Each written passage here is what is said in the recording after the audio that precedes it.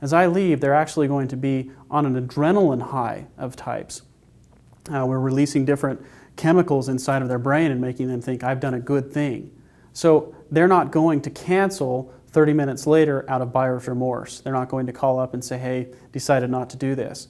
They're going to be happy about what they did, and they won't be able to wait until their spouse gets home so they can explain what they've just done. Anything that you can do to create these types of feelings in the customer is very valuable at this point. After everything else is done, the sale's not over. You're now going to work on solidifying that sale as you leave. Follow-up is important as well. I know reps who actually call their customers on a regular basis after they've made the sale and ask for referrals and make sure that that customer is happy and satisfied with what they've received. What you do is up to you. But remember, all of the money that you make as part of this job is a part of the success that you've had with each of the customers that you've sold and how many you're going to sell in the future.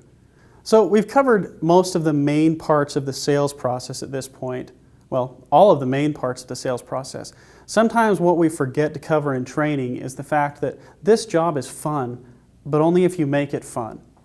One of the things that I like to do is pick a word at random. Maybe I'll text it to myself, or I'll text myself a group of words, and I'll pull my phone out at some point during the sale like I'm checking a text, and whatever word I see first, I try to throw it in the next sentence.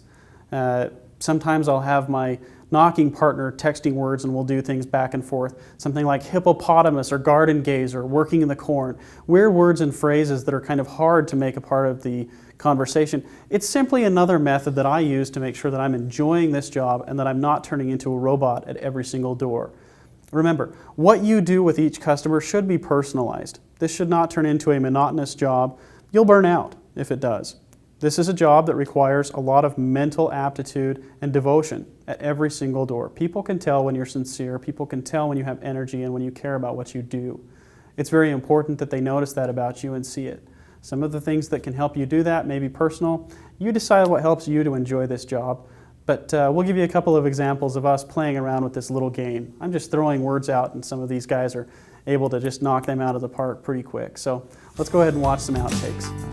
Roll the video.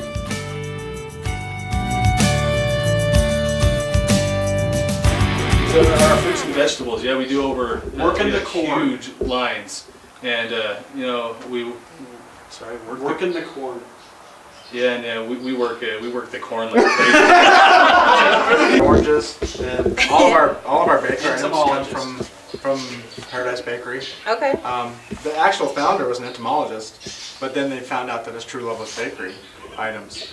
Of Paradise Bakery? Yeah, you've heard of Oh. you ever seen those? Yeah. Paradise Bakery and Cafe. Mosquito.